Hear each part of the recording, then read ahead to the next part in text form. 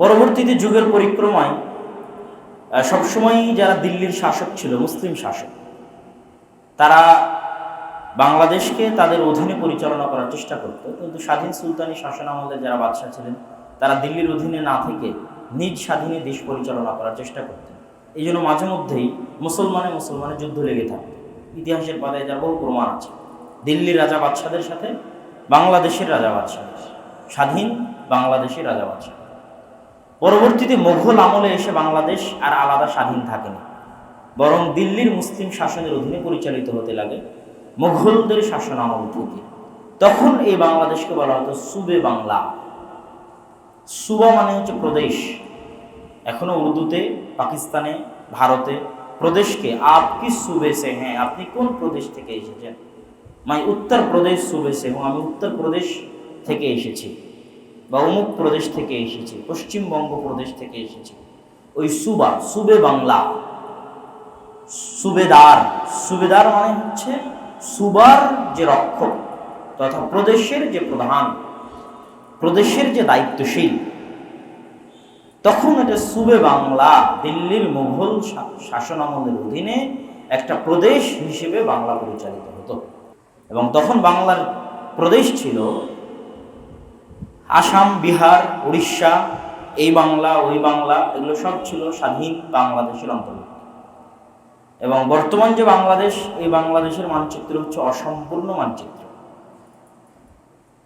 স্বাধীন বাংলাদেশের পরিপূর্ণ মানচিত্র হচ্ছে আসাম সহ, বিহার সহ, উড়িষ্যা সহ, পশ্চিমবঙ্গ সহ, যেটা নবাব সিরাজউদ্দৌলা যে বাংলাদেশের নবাব ছিলেন, সেই বাংলাদেশের সীমানা এত ছোট নয়। সে বাংলাদেশের স্বাধীন সীমানা হচ্ছে বাংলা, বিহার, উড়িষ্যা, আসাম, পশ্চিমবঙ্গ, এই বাংলাদেশ সব মিলে বাংলা, স্বাধীন বাংলাদেশ। পরবর্তীতে নবাব সিরাজউদ্দৌলার পতনের পর ব্রিটিশদের শাসন আমল যখন শুরু হয়, ব্রিটিশদের শাসন আমল শুরু হয় মুসলমানদের নিকট থেকে ক্ষমতা ছিনিয়ে নেওয়ার মাধ্যমে। যেই মুসলমানেরা দীর্ঘ 600 বছর শুধু বাংলাদেশ নয়, অল ইন্ডিয়া শাসন করেছে, একদম কাবুল, কান্দাহার থেকে মিয়ানমারের সীমান্ত পর্যন্ত, আরাকান রাজ্য সহ, যে মুঘলদের অধীনে পুরো অল ইন্ডিয়া পরিচালিত হতো, তাদের সেই মুসলমানদের নিকট থেকে ব্রিটিশরা ক্ষমতা ছিনিয়ে নেয়। এবং ভারতের যত ইতিহাস ঐতিহ্য আছে, এগুলো একটাও মুসলমানদের ইতিহাস ঐতিহ্য ব্যতীত ভারতের ইতিহাস ঐতিহ্য অপূর্ণাঙ্গ, অপরিপূর্ণ, নাই, কিছু নাই ইন্ডিয়ার কাছে। ভারত যেই বিল্ডিংয়ে, যেই বাড়িতে আজও তাদের স্বাধীন দেশ হিসেবে উদযাপন করার জন্য পতাকা উড্ডীন করে, সেটার নাম লাল কেল্লা।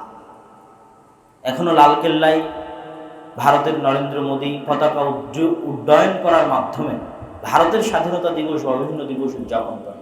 ওই লাল কেল্লা মুসলমানদের তৈরি করা। ভারতের ইতিহাস ঐতিহ্যের সাথে দিল্লির অলিগলির সাথে মুসলমানদের রক্ত মাংসের সম্পর্ক। কুতুব মিনার থেকে শুরু করে যেই তাজমহলের দর্শনার্থীদের দেখিয়ে কোটি কোটি টাকা ইনকাম করে, যদিও তাজমহল আমাদের শারঈ দৃষ্টিকোণ থেকে আমরা জায়েজ মনে করি না, যে একটা কবরকে পাকা কেন করতে হয়। সেখানে যত কোটি টাকা খরচ করা হয়েছে, ওটি দিয়ে মুসলমানদের জন্য একটা বিশ্ববিদ্যালয় করা গেলে আজ মুসলমানদের হাত থেকে ক্ষমতা নাও যেতে পারত। তো কিন্তু সেই তাজমহল, সেই কুতুব মিনার, সেই লাল কেল্লা, আরও যত মুসলমানদের ইতিহাস ঐতিহ্য সংশ্লিষ্ট জিনিস আছে, সেগুলো সবই হচ্ছে ভারতের প্রতীকী চিহ্ন, যেগুলো সব মুসলমানদের তৈরি করা। তো ভারতের অলিগলির সাথে মুসলমানদের সম্পর্ক আছে। তো যেহেতু মুসলমানদের ইতিহাস, মুসলমানদের ঐতিহ্য এবং মুসলমানদের নিকট থেকে ক্ষমতা দখল করা হয়েছে, এই জন্য দুঃখ, কষ্ট, ব্যথা মুসলমানদের বেশি ছিল। এই জন্য মুসলমানেরাই সর্বপ্রথম ব্রিটিশদের বিরুদ্ধে জিহাদের ঘোষণা করে। কিন্তু যেহেতু ক্ষমতা হিন্দুদের কাছ থেকে নেওয়া হয়নি, সেহেতু হিন্দুদের তেমন দুঃখ কষ্ট ছিল না। এতদিন মুসলমানদের অধীনে ছিল, আজকে খ্রিস্টানদের অধীনে, ব্রিটিশদের অধীনে আছে, এতটুকুই পার্থক্য। এই জন্য তাদের কোনো দুঃখ কষ্ট ছিল না। এবং আজাদি আন্দোলন, স্বাধীনতার, ব্রিটিশ বিরোধী স্বাধীনতার আন্দোলন হিন্দুদের কোনো অবদান ছিল না। লাস্ট টাইম, শেষ মুহূর্ত যখন ব্রিটিশরা ছেড়ে যাবে, তখন তারা হিন্দুদেরকে নিয়ে আসে, আজাদি আন্দোলনের সাথে সম্পৃক্ত করে, দল তৈরি করে দেয়, কংগ্রেস তৈরি করে, নেতৃত্বে নিয়ে আসে। কেননা ব্রিটিশরা কোনো সময় চাইতো না যে যদি স্বাধীনতা দিতেই হয় ভারতকে, তো মুসলমানদের হাতে স্বাধীনতা দিয়ে যাবে, এটা কোনোদিন তারা চায়নি।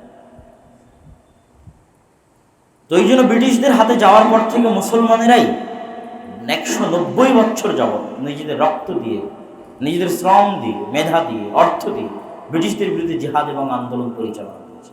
তথা আজকের ভারতের যে স্বাধীনতা, এই পুরো স্বাধীনতার পিছনে ভারত যে স্বাধীনতা দিবস উদযাপন করে, ব্রিটিশ থেকে যে তারা স্বাধীন হয়েছে, এটাই কিন্তু তাদের স্বাধীনতা। ব্রিটিশ থেকে স্বাধীনতা হওয়াটা ভারতের স্বাধীনতা। এই স্বাধীনতার পিছনে পুরোটা অবদান হচ্ছে মুসলমান, টোটাল অবদান, টপ টু বটম। কিন্তু আন্দোলন করেছে মুসলমানেরা, রক্ত দিয়েছে মুসলমানেরা, কিন্তু ব্রিটিশরা যাওয়ার সময় কৌশলে সেই ফলটা, সেই ফলাফলটা, রেজাল্টটা মুসলমানদের হাতে দিয়ে যায়। তো এই দীর্ঘ ইতিহাসে শাহ ইসমাইল শহীদ সর্বপ্রথম আব্দুল আজিজ মুহাদ্দিস দেহলভীকে বললেন যে ভারতকে দারুল কুফর ঘোষণা করতে হবে, দারুল ইসলামের বিরুদ্ধে যুদ্ধ হয় না। এতদিন তো দারুল ইসলাম ছিল, যেহেতু মোগলরা শাসন করতো, মুসলমানেরা শাসন করতো, অতএব দারুল ইসলাম মুসলমানদের দেশ। তো ফতোয়া তো লাগবে যে ভারত এখন আর দারুল ইসলাম নয়, ব্রিটিশরা দখল করেছে, অতএব দারুল কুফর, অতএব জিহাদ ফরজ। এই ফতোয়া সর্বপ্রথম আব্দুল আজিজ মুহাদ্দিস দেহলভী দিয়েছিলেন। ফতোয়া জারি করা, ফতোয়ার অনেক দাম আছে, অনেক গুরুত্ব আছে। তো উনি ফতোয়া জারি করলেন যে ভারত এখন দারুল কুফর। তার ফতোয়া নিয়ে শাহ ইসমাইল শহীদ সৈয়দ আহমদ দেহলভী জিহাদ শুরু করলেন, জিহাদের ঘোষণা দিলেন। এবং 1831 সালের 6 মে পাকিস্তানের সীমান্তবর্তী অঞ্চল বালাকোট উনি চয়ন করেছিলেন সীমান্ত। ওনারাই চয়ন করেছিলেন যে কোন জায়গা থেকে যুদ্ধ পরিচালনা করা সহজ হবে। টোটাল হিন্দুস্তানের মধ্যে ওনারা সীমান্তবর্তী, পাকিস্তানের সীমান্তবর্তী অঞ্চলকেই তাদের যুদ্ধ পরিচালনার কেন্দ্র হিসেবে চয়ন করেছিলেন। যদিও তাদের যুদ্ধ পরিচালনার জেহাদের কেন্দ্র গোটা ভারতে বিস্তৃত ছিল, বাংলাদেশও ছিল। শত শত হাজার হাজার মুজাহিদ শহীদ আছে বাংলাদেশে। বাংলাদেশের কেন্দ্রগুলোর মধ্যে একটা হচ্ছে আপনাদের বগুড়ার সন্ধ্যাবাড়ি। এই সন্ধ্যাবাড়ি শাহ ইসমাইল শহীদের অধীনে পরিচালিত জিহাদ সেন্টারের কেন্দ্র ছিল, ব্রিটিশ বিরোধী জিহাদ। একটা আছে রাজশাহীর দুয়ারিতে, চাঁপাইনবাবগঞ্জের দেবীনগরে, সূর্যনারায়ণপুর অঞ্চলে। এরকম বাংলাদেশের বিভিন্ন কোনায় কোনায় ছড়িয়ে ছিটিয়ে ছিল শাহ ইসমাইল শহীদের অধীনে পরিচালিত জিহাদ আন্দোলন, ব্রিটিশ বিরোধী। এবং এই অঞ্চলগুলো থেকে রসদ, টাকা পয়সা, দান সাদকা পাটনার সাদিকপুরে পৌঁছত। পাটনার সাদিকপুর থেকে সেটা পৌঁছত সীমান্ত অঞ্চলে, বালাকোট অঞ্চলে, যেখানে শাহ ইসমাইল শহীদেরা থাকতেন, সৈয়দ আহমদ দেহলভীরা থাকতেন। এবং তাদের আন্দোলনের শুরুতে 5 বছর তারা দাওয়াতি আন্দোলন পরিচালনা করেছে। গোটা ভারত সফর দিয়েছেন, শিখ বিদাতের বিরুদ্ধে দাওয়াত নিয়ে বই লিখেছেন। কেন? ওনারা বুঝেছিলেন বা ভারতের মুসলমানদের যে আকিদা, যে বিশ্বাস, এই আকিদা, এই বিশ্বাস নিয়ে জিহাদ পরিচালনা করা যাবে না। এই জন্য প্রথম 5 বছর আকিদা সংস্কারের দাওয়াত ছিল, শিরক বেদাত মুক্ত আকিদা তৈরি করার দাওয়াত ছিল। সেই যুগে উনি তাকবিয়াতুল ঈমান বই লিখেছেন, যেটা কল্পনা করতে পারবে না মানুষ, যে ভারতের মাটিতে বসে আকিদার উপর, ঈমানের উপর, তাওহীদের উপর, শিরকের বিরুদ্ধে, বেদাতের বিরুদ্ধে, তাকলিদের বিরুদ্ধে এত কঠিন ভাষায়, ব্রিটিশদের অধীনে কোনো সুযোগ সুবিধা ছাড়াই, নির্যাতিত অবস্থায়, মাজলুম অবস্থায়, পালিয়ে বেড়ানো অবস্থায় এত দামি, এত উন্নত মানের বই মানুষ কিভাবে লেখে? এবং ওই সময় একদিকে চলতো জেহাদের আন্দোলন, আর একদিকে চলতো ইলমি দারসি তাদরিসির আন্দোলন, যেটা চালাতেন শাহ ওলিউল্লাহ মুহাদ্দিস দেহলভী, শাহ আব্দুল আজিজ, তারপরে শাহ ইসহাক, তারপরে মিয়া নাজির হুসাইন। মিয়া নাজির হুসাইনের পরে স্কুল অফ থট ভিন্ন হয়ে যায়, মাদ্রাসা, স্কুল অফ থট, চিন্তার ধারা। দেহলভী স্কুল অফ থট 2 ভাগে ভাগ হয়ে, একটা দেওবন্দি, কাসেম নানুতুবি এবং রশিদ আহমদ গাঙ্গুহি চলে যান দেওবন্দে, আর একটা আহলে হাদিস স্কুল অফ থট। এই জন্য যারা কবর পূজারী বেরলভী, তারা দেওবন্দীদেরকেও ওয়াহাবি বলে, আহলুল হাদিসদেরকেও ওয়াহাবি বলে। কেননা এরা একই আন্দোলন করতো, জিহাদ বিরোধী আন্দোলনে দেওবন্দীদেরও অংশগ্রহণ আছে, আহলে হাদিসদেরও অংশগ্রহণ আছে। এবং ইলমি দারসি তাদরিসি ধারায় দেওবন্দীদেরও অংশগ্রহণ আছে, আহলুল হাদিসদেরও অংশগ্রহণ আছে। এবং তাদেরকে বলা হতো যারা ওয়াহাবি, তথা আব্দুল ওয়াহাব আন-নাজদি, সৌদির যিনি শিরক বিদআত বিরোধী আন্দোলনের যিনি লিডার, তার কর্তৃক প্রভাবিত এরা সংস্কারপন্থী আন্দোলন, এরা সংস্কার চায়। তো এই যে ইলমি তাদরিসি ধারার ইতিহাস, আমার লম্বা 1 ঘন্টার বক্তব্য আছে। যে আহলে হাদিসদের ইলমি দারসি তাদরিসি ধারা, বই পুস্তক, কে কি লিখেছে না লিখেছে, ওটা আপনারা ইউটিউবে সার্চ দিলেই পাবেন। আর একদিকে জিহাদি আন্দোলন, ওই জিহাদি আন্দোলনের ফল হচ্ছে মুসলমানদের ওই রক্ত মাংস আন্দামান দ্বীপপুঞ্জে মুসলমানদের অত্যাচার নির্যাতন, বাংলাদেশের তিতুমিরে ফরাইজি আন্দোলনের হাজি শরীয়তুল্লাহ, যার নামে শরীয়তপুর, এটাও সব এই আন্দোলনগুলোর উৎস সব বাংলাদেশ। হাজি শরীয়তুল্লাহর আন্দোলনের উৎস বাংলাদেশ, তিতুমিরের আন্দোলনের উৎস বাংলাদেশ। তাদের সেই আন্দোলন, সেই রক্ত, এগুলোর বিনিময়েই ভারত এবং পাকিস্তান 1947 সালে 14 এবং 15 আগস্ট স্বাধীনতা লাভ করে। এবং এই স্বাধীনতাই হচ্ছে এই অঞ্চলের মানুষের প্রথম এবং মূল স্বাধীনতা। সেই স্বাধীনতার ক্ষেত্রে কয়েকটা সমস্যা দেখা দেয়। 1 নম্বর, 1905 থেকেই, 1900-এর শুরুর থেকেই ব্রিটিশরা বোঝা শুরু করেছিল যে ক্ষমতা তাদেরকে ছেড়ে দিতে হবে, এবং তখনই তারা বিভিন্ন দল সংগঠন তৈরি করার ক্ষেত্রে উৎসাহ দিতে থাকে। 2টা দল সংগঠন তৈরি হয়, একটা কংগ্রেস, একটা মুসলিম লীগ। মুসলিম লীগে থাকেন মিস্টার জিন্নাহ, কংগ্রেসে জওহরলাল নেহরু, গান্ধী, আবুল কালাম আজাদ, মিস্টার জিন্নার সাথে থাকেন আল্লামা ইকবাল, আরও অনেকে। তো প্রথম চেষ্টা ছিল যে হিন্দু মুসলিম মিলে এক দেশ হবে, অখণ্ড ভারত। এই অখণ্ড ভারতের চিন্তা গান্ধীর বেশি ছিল, জওহরলাল নেহরুরও ছিল, এবং প্রথম দিকে জিন্নারও ছিল অখণ্ড ভারতের চিন্তা। কিন্তু সময়ের পরিক্রমায় ব্রিটিশদের আচরণ, হিন্দুদের আচরণ এবং ব্রিটিশদের হিন্দুদেরকে প্রাধান্য দেওয়া ইত্যাদি লম্বা দীর্ঘ পরিক্রমায় মিস্টার জিন্নাহ এবং আল্লামা ইকবাল ভাবেন যে মুসলমানদের জন্য আলাদা দেশের প্রয়োজন আছে। এবং এটি নিয়ে ওই সময় মুসলমানদের মধ্যে বিরাট দ্বন্দ্বের সৃষ্টি হয় যে অখণ্ড ভারতে মুসলমান থাকবে না আলাদা স্বাধীন মুসলিম দেশে মুসলমান থাকবে। বড় বড় আলেম ওলামা 2 ভাগে বিভক্ত হয়ে যায়। যেমন মাওলানা আবুল কালাম আজাদ, কংগ্রেসের নেতা, বিখ্যাত আহলে হাদিস আলেম। তাফসির ইবনে কাসিরের যে বাংলা অনুবাদ হয়েছে ডক্টর মুজিবুর রহমান, তার শ্বশুর মাওলানা মোহাম্মদ জুনাগড়ি, যিনি প্রথম উর্দুতে অনুবাদ করেন, ওনার ওই তাফসির ইবনে কাসিরের অনুবাদের ভূমিকায়, ইলামুল মুওয়াক্কিনের অনুবাদের ভূমিকায় মাওলানা আবুল কালাম আজাদের ভূমিকা লেখা আছে। মাওলানা আবুল কালাম আজাদ, যিনি ভারতের শিক্ষামন্ত্রী এবং কংগ্রেসের বড় নেতা, উনি অখণ্ড ভারতের পক্ষে মুসলমানদের মধ্যে থেকে। জমিয়ত উলামায়ে হিন্দের আমির মাওলানা হুসাইন আহমদ মাদানী, যার ছেলেরা এখনো জমিয়ত উলামায়ে হিন্দের দায়িত্ব পালন করছে, মাওলানা আরশাদ মাদানীর পিতা, উনিও অখণ্ড ভারতের পক্ষে কংগ্রেসের সাথে। অন্যদিকে আপনাদের আহলে হাদিসের বিখ্যাত আলেম আব্দুল্লাহ কাফি আল কুরাইশি, তার বাপদাদারা, তারপরে মাওলানা আকরাম খাঁ, উনিও আহলে হাদিস। তারপরে হচ্ছে আপনার দেওবন্দি ধারারও আর একটা গ্রুপ আছে যেটা মাওলানা আশরাফ আলী থানভী।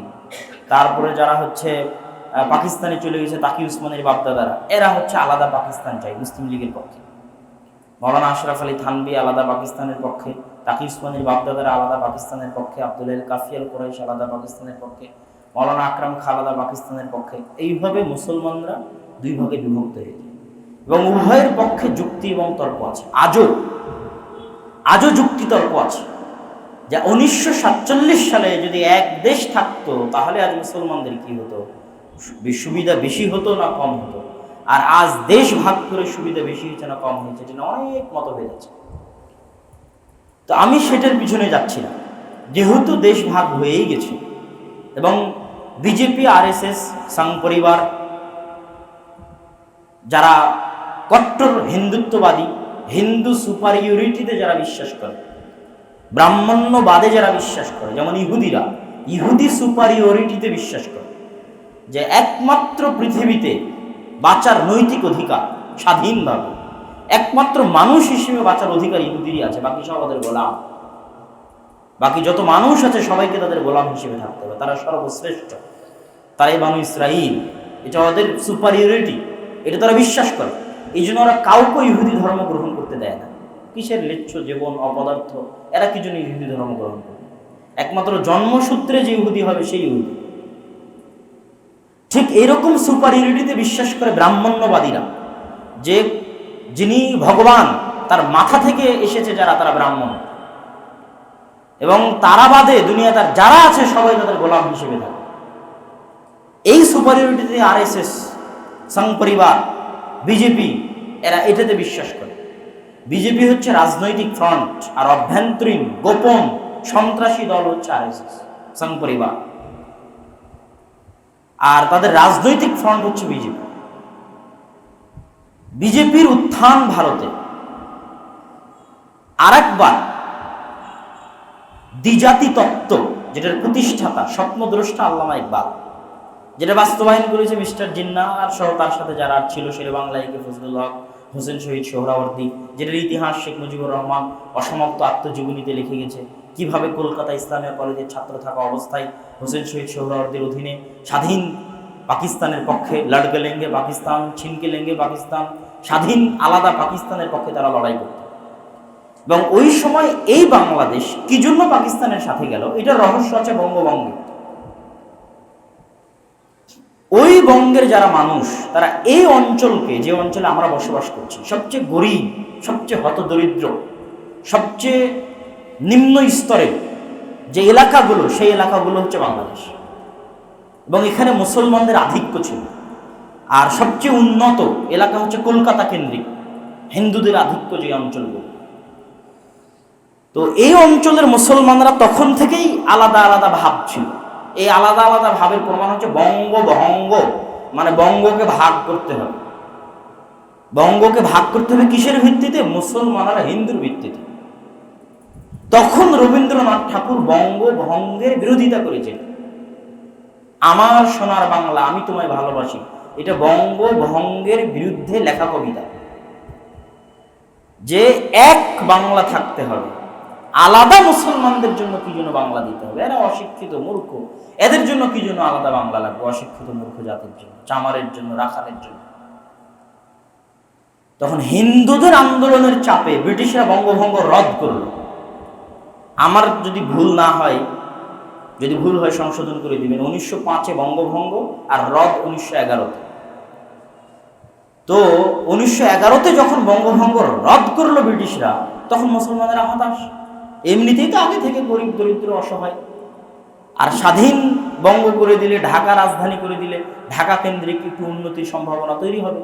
সেখানে হিন্দুদের আন্দোলনের কারণে, আমার সোনার বাংলা কবিতার কারণে, রবীন্দ্রনাথ ঠাকুরের আন্দোলনের কারণে বঙ্গভঙ্গ রদ হয়ে, তখন মুসলমানরা খুব হতাশ।